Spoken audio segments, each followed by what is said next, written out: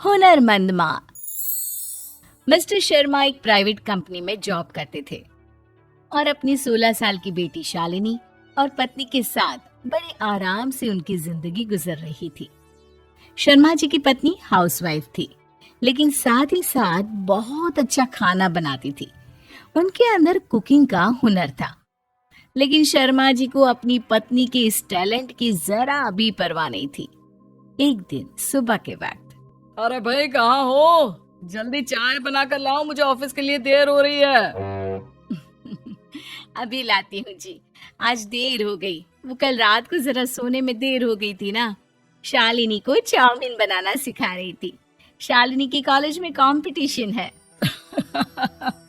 तुम शालिनी को कुकिंग सिखा रही थी? अरे उसे कंपटीशन से बाहर निकलवाने का इरादा है क्या? तभी वहां पर शर्मा जी की बेटी शालिनी आ जाती है। गुड मॉर्निंग पापा। और आप मम्मा से क्या कह रहे? आप जानते नहीं मम्मा कितना अच्छा खाना बनाती हैं। अरे क्या होता है अच्छा खाना बनाने से? इंसान की कोई भी चीज तब काम आती है जब वो नौकरी करे, कुछ कमाए। ये खाना बनाने का काम तो दुनिया की सब औरतें करती है, इसमें क्या अलग है? लेकिन मैंने तो इस घर को संभालने और अपनी जिम्मेदारियों को पूरा करने के चलते कभी नौकरी करने के बारे में सोचा भी नहीं। इसमें मेरी क्या गलती है जी? तुम तो ऐसा कह रहे हो जैसे इस कुकिंग के जरिए तो तुम्हें बहुत बड़ी नौकरी मिलने वाली थी और तुम महीने के लाख रुपए घर लेकर आने वाली थी। मैंने कहा ना, नौकरी करने के लिए इंसान को कुछ आना चाहिए। घर में बैठकर 2 वक्त रोटी बनाने से पैसे नहीं कमाए जा सकते। पापा, आप ऐसा कैसे कह सकते हैं? मेरी मम्मा बहुत टैलेंटेड है और देखना, एक दिन वो जरूर कुछ अच्छा करेंगी। अरे जब करेगी तब देखा जाएगा। अभी तो एक काम करो, रसोई में जाओ और मेरे लिए लंच बनाओ, यही तुम्हारा काम है। इतना कहकर मिस्टर शर्मा वहां से उठकर चले जाते हैं। उनकी बात सुनकर मिसेस शर्मा और शालिनी दोनों को ही अच्छा नहीं लगता। क्या माँ, आप कुछ करती क्यों नहीं? देखा ना पापा आपसे कैसे बात करते हैं। अरे तेरे पापा ठीक ही तो कहते हैं बेटा। एक हाउसवाइफ का काम सिर्फ घर में बैठकर खाना बनाना है और इससे पैसे नहीं कमाए जाते। वैसे ये सच भी तो है। मेरा काम ही यही है कि तुम और तुम्हारे पापा ठीक से काम करो, तुम्हारा ध्यान रखूं मैं।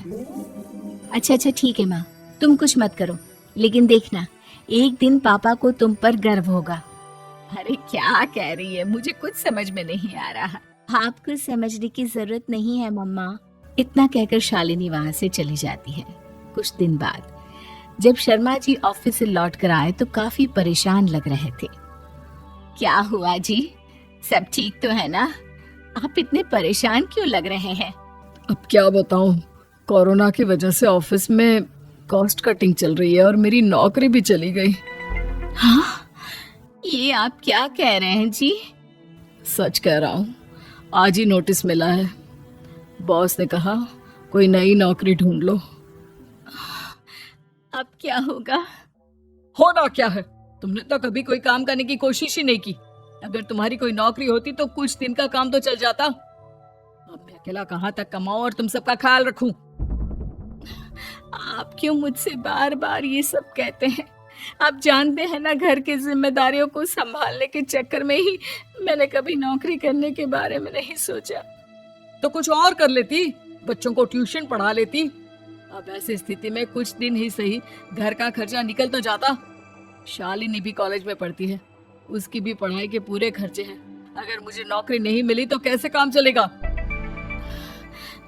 बात तो आपकी ठीक है, मेरी गलती है। मुझे भी अपनी जिंदगी में कुछ करना चाहिए था, लेकिन घर के कामकाज में कभी वक्त ही नहीं मिला कि कुछ कर सकती। अब छोड़ो भी, ये सब बहाने हैं। जिसके अंदर कुछ काम करने की लगन होती है ना, वो कुछ ना कुछ कर ही लेता है। तुम वैसे भी करती क्या हो सारा दिन घर में? मैं ऑफिस चला जाता हूँ, शालिनी कॉलेज चली जाती है, उसके बाद बस यही टीवी सीरियल देखना तो तुम्हारा काम है। ठीक उसी वक्त शालिनी अपने कॉलेज से लौट कर आती है। माँ, आपने मुझे जो चाउमीन बनाना सिखाया था ना, उसकी वजह से कॉलेज के कुकिंग कंपटीशन में फर्स्ट आई हूँ। ये देखो मेरा प्राइज। अरे वाह बेटा, ये तो बहुत खुशी की बात है, लेकिन देखो तुम्हारे पापा की नौकरी चली गई, बहुत परेशान है। कुछ समझ में नहीं आ रहा कि अब हम क्या करें। अरे, इसमें परेशान होने वाली क्या बात है मम्मा? जब तक पापा को कोई नई नौकरी नहीं मिल जाती, तब तक सब कुछ आप संभालो। अरे, लेकिन मैं क्या कर सकती हूँ बेटा? मम्मा, आप इतना अच्छा खाना बनाती हैं और कोरोना की वजह से कई लोगों को खाने की जरूरत है। क्यों ना हम अपने घर से ही एक छोटा सा टिफिन सेंटर शुरू करें? लेकिन बेटा, ये सब होगा कैसे? आप उसकी चिंता मत करो, सब मुझ पर छोड़ दो।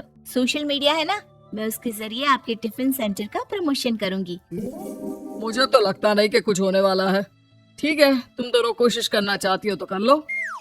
अगले दिन से ही शर्मा जी की पत्नी और उनकी बेटी शालिनी ने जरूरतमंद लोगों के लिए खाना बनाकर उन तक पहुंचाना शुरू कर दिया। बदले में उन्हें अच्छे खासे पैसे मिलने शुरू हो गए।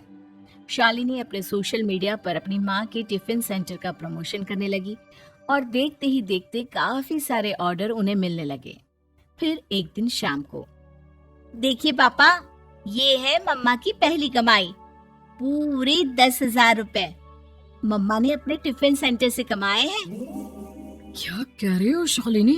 क्या सच में ये सब तुम्हारी मम्मा के बनाए हुए खाने से कमाई हुई इनकम है? जी पापा, आप हमेशा मम्मा से कहा करते थे ना, वो कुछ कमाती नहीं, कोई काम नहीं करती। तो मैंने सोचा क्यों ना कुछ ऐसा किया जाए जिससे आपको मम्मा पर प्राउड फील हो। तुम सही कह रही हो बेटा। मैंने हमेशा तुम्हारी मम्मा को सिर्फ ताने मारे हैं, कभी उसके हुनर को आगे बढ़ाने की कोशिश नहीं की। मुझे लगता था तुम्हारी मम्मा सिर्फ एक हाउसवाइफ है जो अपने जीवन में खाना बनाने के सिवा कुछ नहीं कर सकती। मुझसे बहुत बड़ी गलती हो गई, मुझे माफ कर दो। मुझे तो अब भी विश्वास नहीं हो रहा कि ये पैसे मेरी कमाई के हैं। मेरा मतलब, सच में मैं अपने जीवन में कुछ कर सकती हूँ। शालिनी, मुझे तो उसके बारे में कुछ पता ही नहीं था बेटा। तुमने मेरा जीवन बदल दिया। लेकिन अब आगे से मैं अपनी पत्नी का पूरा साथ दूंगा।